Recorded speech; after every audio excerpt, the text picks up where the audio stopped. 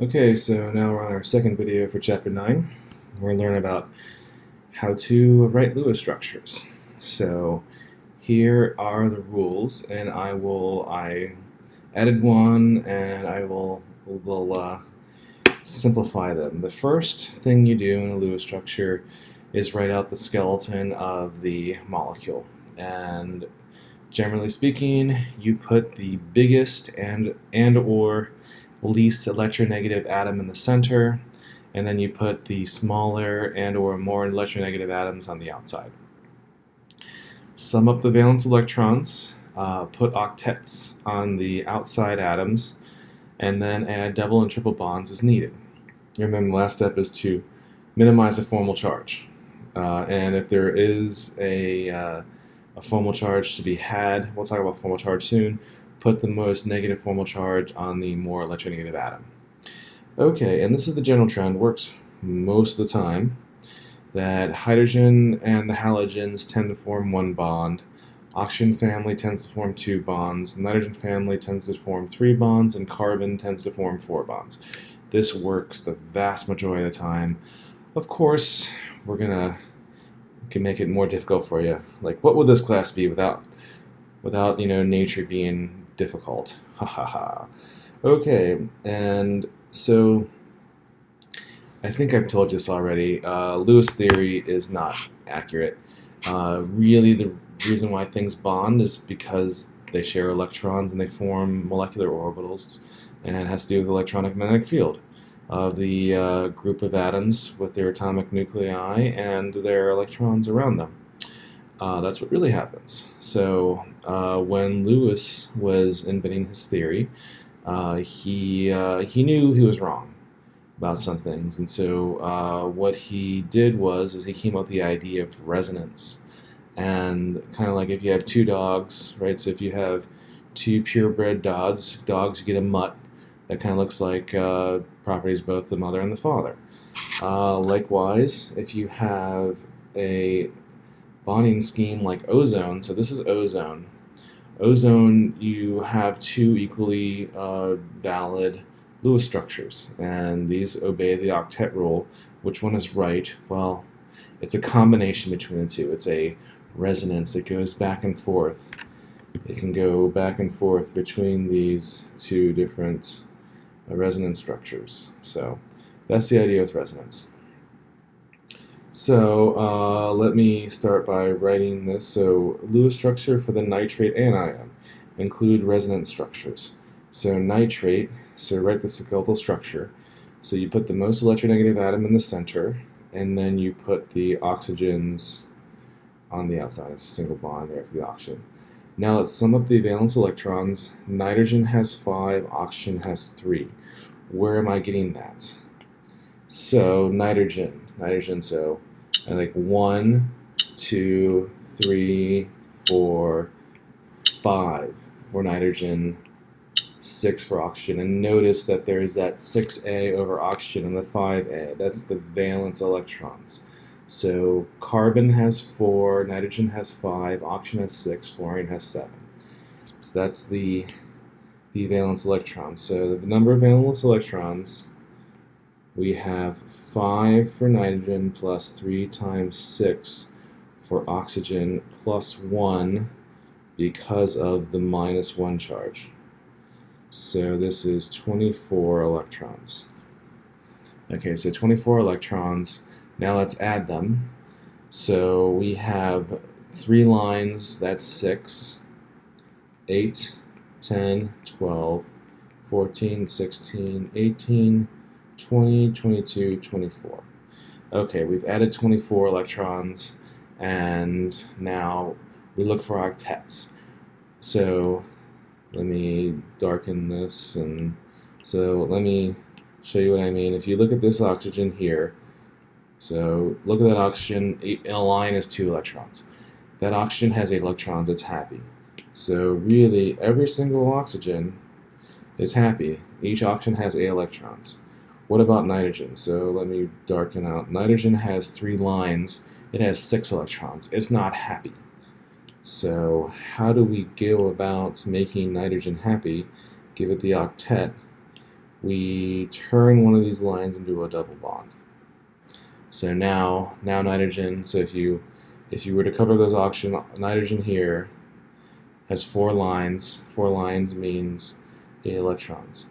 But why not have it be double bond here? And why not have it be a double bond here? Like so. And that's the resonance form. So this is a prettier way of looking at it, like there. So that's the resonance structure. What is it? It's kind of like 1 1/3 bond. Okay. So this is where you pause the video, and then look at this. Like, what's the proper Lewis structure for hydrogen cyanide? So with this, all right. So first of all, you got to sum the electrons. Hydrogen's got 1 plus 4 for carbon plus 5 for nitrogen. We have 10 electrons. Hydrogen can only have a single bond. Well, tends not to have double bonds. Hydrogen can have more bonds, but for this class, just have to say it's 1. So hydrogen having a double bond, that's not going to work. Besides, with that, that's 8 electrons. We have 10 electrons, and the only one that has 10 electrons is this one. You do this one by summing up the electrons. Besides, this also fits the rule. Hydrogen tends to bond with 1, carbon tends to have 4 bonds, and nitrogen tends to have 3. So that fits the rule pretty well, the general rule. That's the proper one, though. Okay. So, formal charge. I mentioned formal charge. We've already talked about oxidation states. Oxidation states. In oxidation states, we say that the atom gets all the electrons. With formal charge and a bonding scheme, half of the electrons goes to the bonding electrons. So if you have a single bond, so if you look at nitrogen, like this, so each line, I've showed this before. So with the triple bond there, each nitrogen atom, maybe I'll use a different color. So each nitrogen atom gets half of the bonding and keeps its lone pairs. So if you look at the formal charge for this, and this nitrogen here has 2 electrons from there and 3 from the bond, and the same for the other one. And nitrogen starts off with 5, and it has 5. This has a formal charge of 0.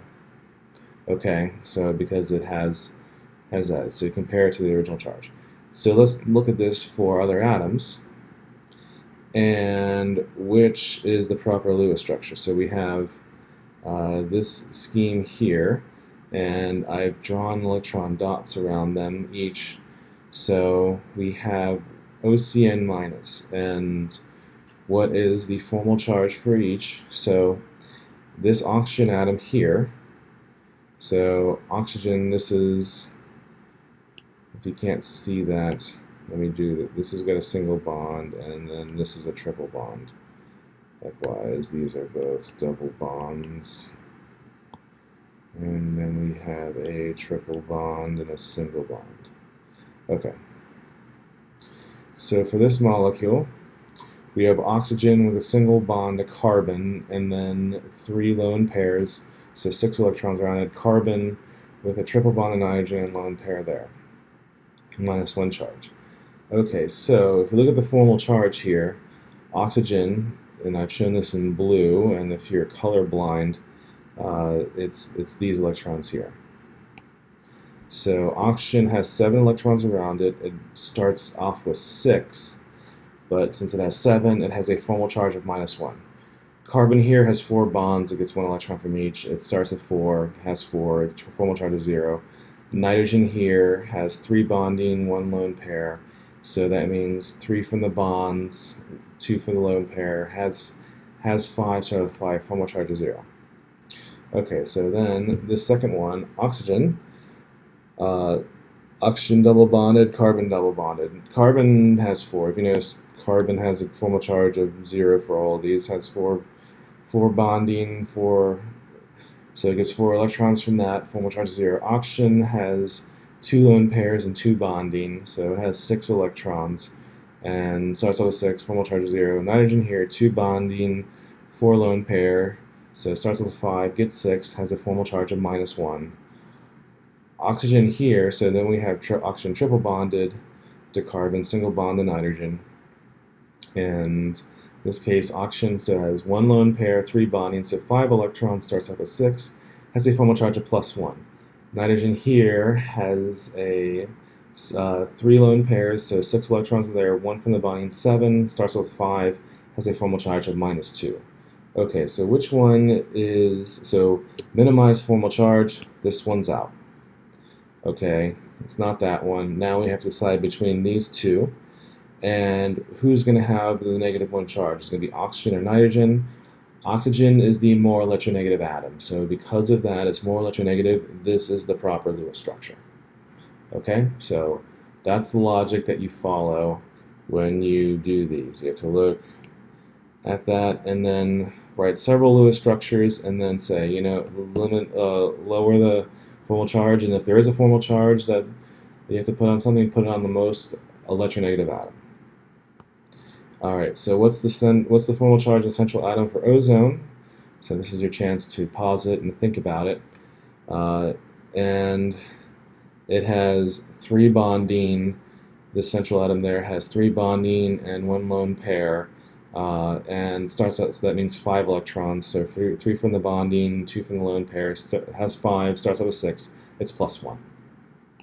So, that's there. Okay, so let's talk about the exceptions to the octet rule. We've learned about the octet rule, and now we'll talk about the exceptions. We have, first one is odd number of electrons. These are known as free radicals. So these tend to be very reactive. So free radicals are very reactive. So look at nitrogen monoxide. So nitrogen has 5 electrons. I like blue better. Nope. So nitrogen has 5 electrons, oxygen has 6. So let's look at the structure here. We have 2. So this is 11 electrons. 2, 4, 6, 8. 10, 11. So oxygen has an octet, nitrogen has 2, 4, 5. Okay, so we're going to put a double bond on here. And so oxygen has 6, nitrogen has 5. The formal charge for both of these is 0. But nitrogen has this unshared electron, which makes this molecule very reactive. Same thing with NO2. We have 5 plus 6 times 2, this is 17 electrons. So we have O and O, so put the bigger, less electronegative atom in the center. So we have 4, 6, 8, 10, 12, 14, 16, 17. We need to have a double bond here to get nitrogen the right number of electrons. So nitrogen has 7, oxygen has 6, and nitrogen is going to have a formal charge of +1. Oxygen is going to have a formal charge of -1. So, and there's a resonance. So we're going to have a resonance form of the, like that. So these are very reactive molecules. If you are studying fire, you might learn about the fire triangle. Maybe you've heard of this. The fire triangle is that there's fuel, oxygen, and heat. And if you want to put out a fire, you remove one of the ends of the triangle. If you remove one of these, the fire will go out. So fuel. So if you have a campfire and you're burning a campfire, you just let the fuel run out. If you don't add wood to the fire, the campfire will go out. If you have a grease fire, this is like it's a type B fire. Liquid fire, or like type B is actually call it type K fire for grease fire. But if you have a fire in your kitchen and it's in your pot, what do? Put a lid on the pot. and the oxygen will go away, it'll burn out, and the fire will go out. Also heat. So if you put water on a fire, what do you hear when you put water on a fire? You're forming steam. The process of forming steam takes heat away from the fire, fire goes out. There's also the fire tetrahedron, where one of the faces of the tetrahedron is a chain reaction. If you remove a chain reaction, the fire will go out, and we talked about this before, using halons. So halons, one of my favorite movies is Terminator 2, old school, I know, Terminator 2, but when they're in the Cyberdyne factory or the headquarters and the fire goes off, the halons are released, and they all put on gas masks, except for the Terminator. Terminator doesn't need oxygen, I guess. So Terminator just walks in and grabs gas masks for people. The halons, the halons, when they release halogens, which stop the chain reactions, which stop the fire. So, and they are free radicals. Okay, we talked about odd electrons, so these exceptions to the octet rule. What about incomplete octet? Boron trifluoride. Boron has 3, chlorine has 7, so 3 plus 7 times 3 is 24 electrons. So boron, fluorine, so 3 lines 6, 8, 10, 12, 14, 16, 18, 20, 22, 24. So boron trifluoride, like why isn't it form a double bond? For this one, it does not. So we're not going to have that case where the double bond is formed. It's an incomplete octet. And boron trifluoride and aluminum trichloride, actually they're both very reactive molecules. Aluminum trichloride the same way. So it's underneath bromine and 3 times 7. This is still 21 electrons. It's going to be isoelectronic to this.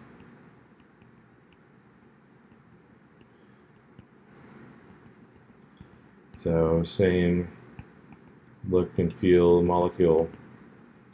You're like, wait a second, this is a metal. Metals don't have covalent bonding with nonmetals, they have ionic bonding. Well, guess what? Metals can have covalent bonding with nonmetals. They can have covalent bonding with each other. You can form molecules with metals. They just tend not to. It tends to be more frequently ionic. But, you know, hey, chemistry is a series of rules and exceptions to rules, right? So, again, it's not my fault. Chemistry is a study of matters that changes, and I'm reporting back to the way the universe is and works. So it turns out that metals can and do have covalent bonding with nonmetals and each other. So what good is a rule unless we have exceptions to those rules, right? So there's that incomplete octet. And expanded octet, this only works with period 3 and beyond. So we have, if there's empty 3D orbitals, they can hybridize and form expanded octets. And let's look at some of these examples. So phosphorus pentachloride. So we have 5s from phosphorus, and I'm getting the 5, and if you are following at home and you're wondering where I'm getting these valence electrons, phosphorus is here, so 1, 2, 3, 4, 5. And it's also group 5A for phosphorus, 6, 7 for chlorine. Okay, so 5 for phosphorus plus 7 times 5, and that's 40 electrons.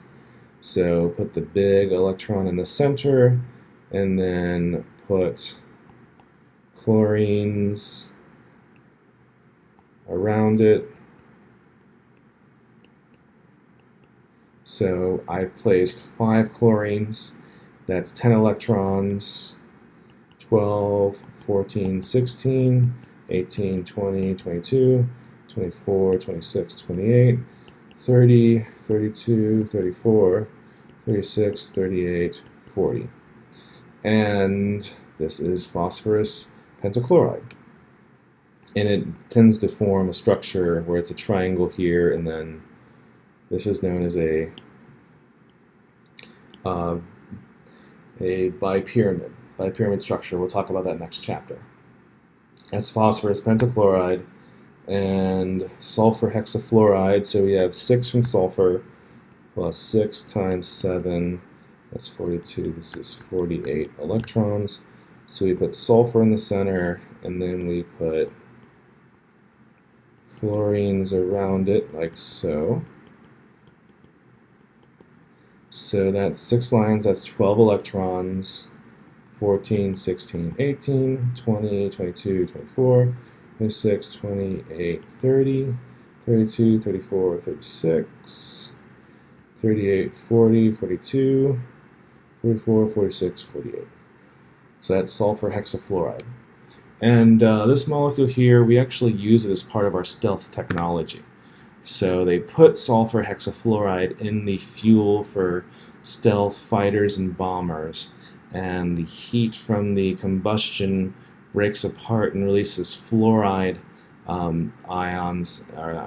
radicals, and those they call electron scavengers. They gobble up free electrons, and what they do is they decrease the heat signature. So when you track something on radar, the most frequently thing you look for is the soot. So the easiest way to track a plane is looking at the soot coming from the exhaust. So it's high particles, and that pings off of the radar very, very easily. So maybe you've heard of heat-seeking missiles. So they look for that signature. What else can you do? So you can track the plane itself. So our stealth technology has 3 parts. I've already mentioned the fuel. The other technology part of it is that the material that they make have different layers, and one of the layers is metallic silver, and there's just various other ceramic type layers. They just absorb the microwaves, so it's absorbent material. The second thing is the angles of the plane. Like if you've seen a stealth fighter, the old stealth bombers, they are really angled, and if it gets hit by microwaves, it deflects them, so they don't go. The way that radar works is that microwaves hit something and they go back, and you look at the ping when it bing, it goes back, and you detect the microwaves hitting off of the whatever it is you're looking at. So stealth planes have a very, very small radar.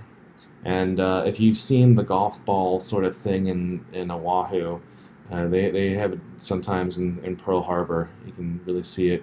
That is an advanced radar tracking station. It can track something the size of a golf ball, or maybe it's a softball. I don't know. It can track things really small radar signatures.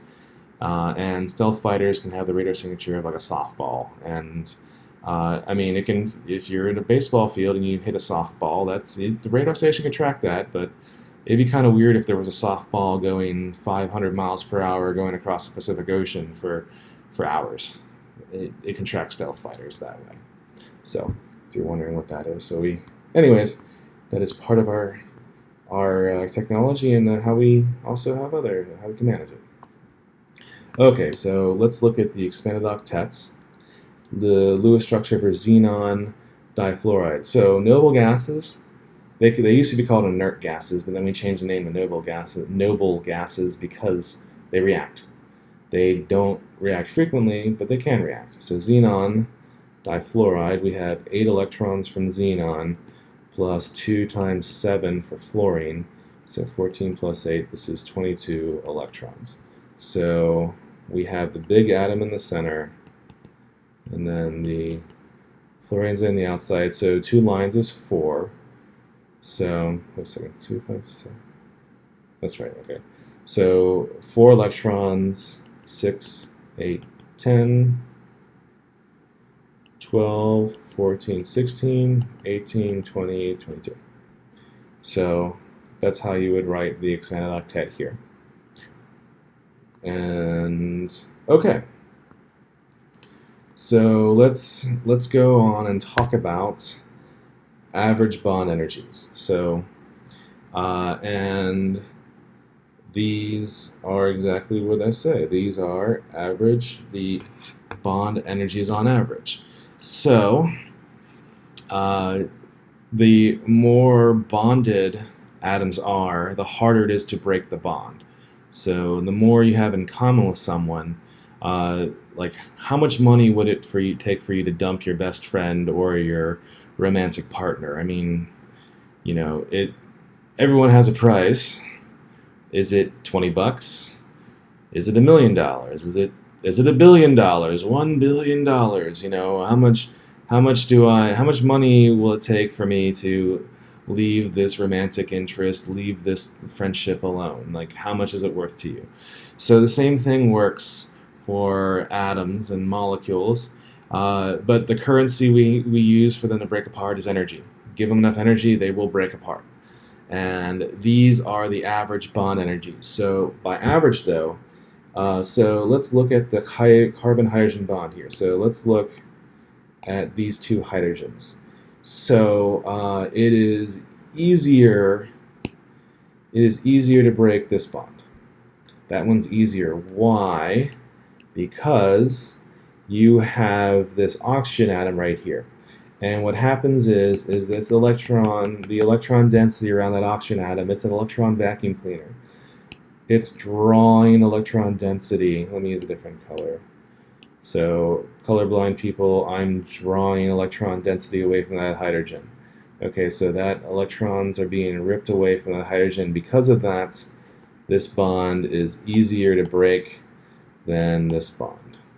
Okay, so but it's slight. So what they do though is they take the average of all the electron density or all the carbon hydrogen bonds, and then they average it out, and that's what this chart shows. So it's the average.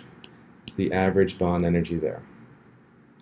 And then an estimate for the enthalpy of reaction is equal to the bonds broken minus the bonds formed. So the bonds broken, this takes energy to break bonds, and then minus because the energy is released. So remember, positive energy is into the system, negative is out of the system. So we've already mentioned this before, steam reformation. And what's the delta H reaction? So we have to draw the Lewis structures.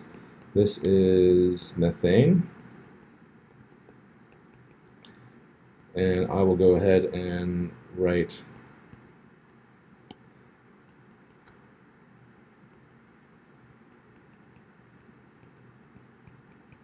this. I should have before.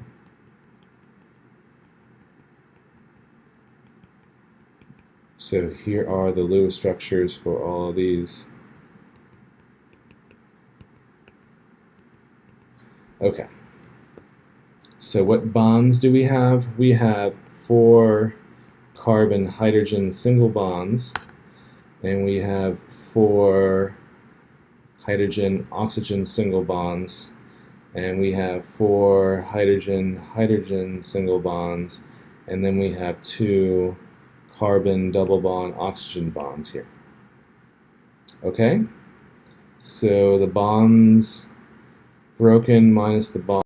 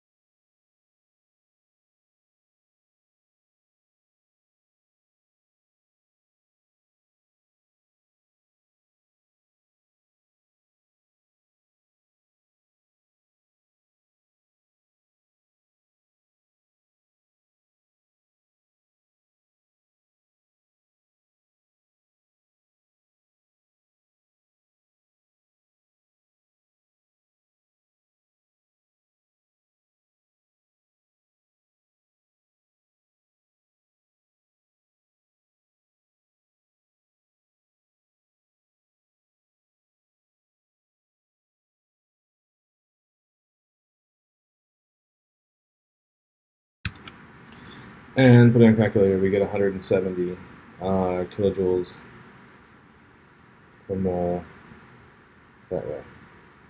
Okay, so that's it's an estimate though, so it's not exact.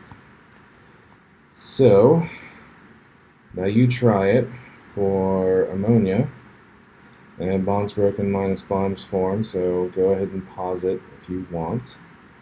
And if you notice, there is then one nitrogen triple bond plus 3 hydrogen bond to that, because there's 3 here, and there's 2 ammonias, and each of these has 3.